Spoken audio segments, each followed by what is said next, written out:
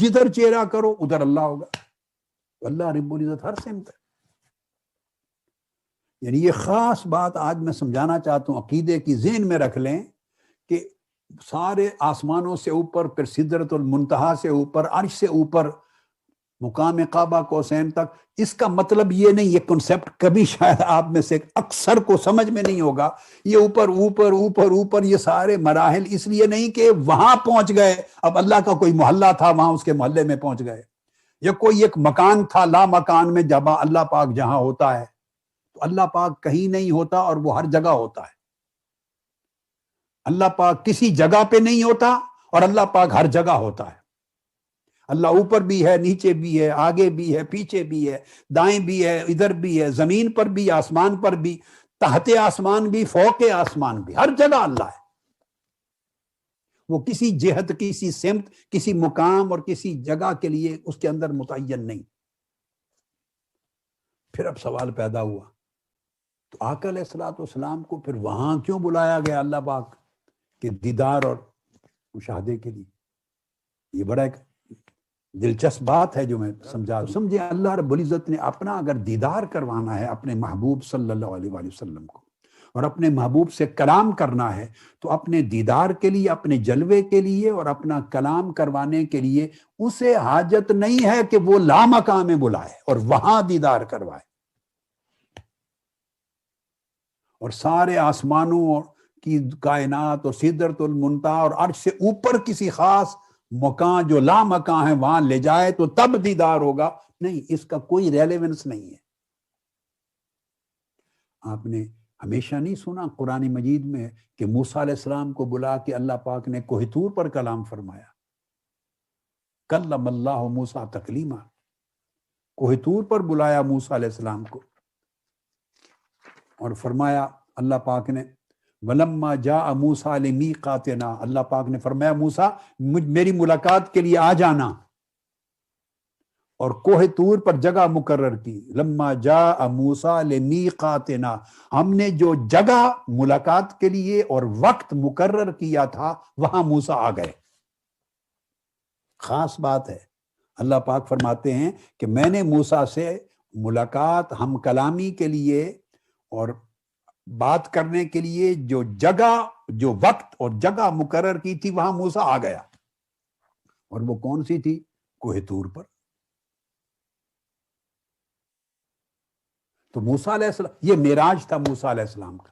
یاد رکھ لیں، معراج کے لیے عالم مکان سے نکلنا اور عالم لا مکان میں سدرۃ المنتہا اور عرش سے اوپر جا کے ملنا، یہ اس کا تقاضا نہیں تھا آقا علیہ السلام کہ اس معراج. یہ تقاضا اللہ رب العزت کے لیے نہیں تھا، وہ اس کا محتاج نہیں ہے.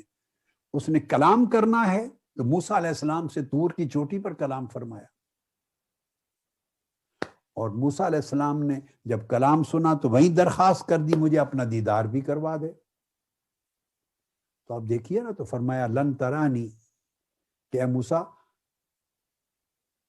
تو مجھے دیکھ نہیں سکتا، تیرے پاس استعداد اور صلاحیت نہیں، کیپیسٹی نہیں ہے، کیپیبلٹی نہیں ہے کہ مجھے دیکھے، لیکن میں اپنی تجلی طور پہ کرتا ہوں. تو قرآن مجید میں فلما تجلی ربہ، تو اللہ پاک نے تجلی بھی فرما دی، وہ بھی طور پر فرما دی.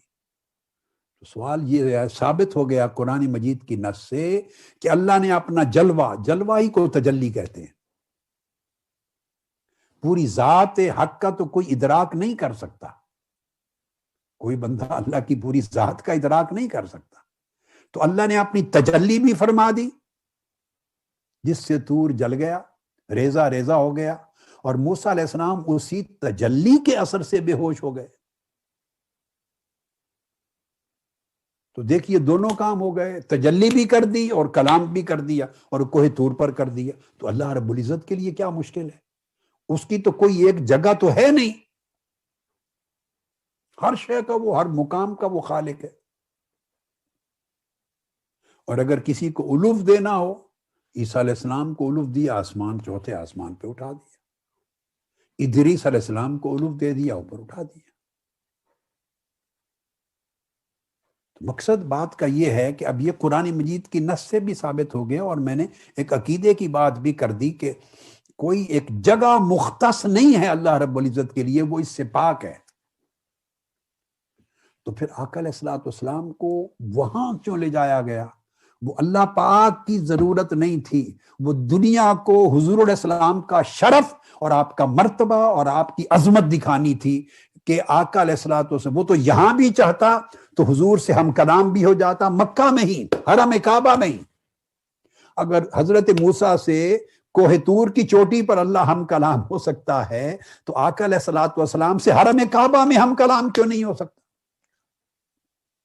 اور حرم کعبہ میں ہی اپنی تجلی سے آقا علیہ السلام کو نواز کیوں نہیں سکتا؟ یہاں جبرائیل امین کو بھیج کر اور براق بھیج کر اور اوپر معراج، اسراء اور معراج کر کے اس جگہ تک لے جانا جہاں جگہیں بھی ختم ہو جاتی ہیں، اس کی ضرورت اللہ رب العزت کی نہیں تھی۔ دنیا کو بتانا تھا کہ میرا مصطفیٰ ساری کائنات سے بلند ہے، کل مکان و لا مکان سے بلند ہے۔ جو کچھ میں نے پیدا کیا ہے اس کو جو نام بھی میں نے رکھے ہیں اس کے لیے، یا جو نام تم کہتے ہو رکھتے ہو، کائنات ارضی ہے، کائنات سماوی ہے، 7 آسمان ہیں، سدرۃ المنتہا ہے، مقام عرش ہے، اور بالائے عرش ہے، پھر مکان ختم ہوتا ہے، لا مکان ہے جہاں تمہارا وہم و گمان بھی ختم ہو جاتا ہے۔ میرا مصطفیٰ اس سے بھی بلند ہے، ہر چیز اس کے قدموں کے نیچے ہے۔ اصل اس جگہ لے جا کر اپنی تجلی، اپنا دیدار کروانا اور کلام کرنے کا مقصد آقا علیہ السلام کا مرتبہ کائنات کو دکھانا تھا اور آپ کو اس بلند رتبے تک پہنچانا تھا۔ تو لا مقام میں لے جا کے وہ جو معراج کے سفر کا انتہا کرنا صرف آقا علیہ السلام کا مرتبہ دکھانے کے لیے، ورنہ وہی کام خود کعبہ شریف کے حرم میں ہی ہو سکتا، حضرت ام ہانی کے گھر میں ہی ہو جاتا۔ اب کوہ طور کو کون سا اختصاص حاصل ہے جو وہاں ہو سکتا ہے وہ یہاں کعبۃ اللہ میں نہیں ہو سکتا؟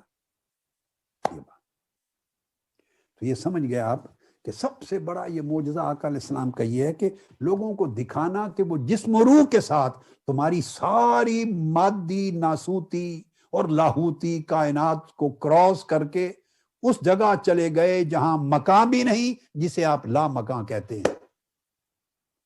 اس کے بعد رہ گیا مجھ سے ہم کلام ہونا اور میرا دیدار کرنا، وہ تو اس کے لیے وہ جگہ ضروری نہیں تھی، مگر مصطفیٰ کی شان دکھانے کے لیے ضروری تھا۔ یہ وہ معجزہ ہے آقا علیہ السلام کا، اور اس معجزے کو اسراء اور معراج کہتے ہیں۔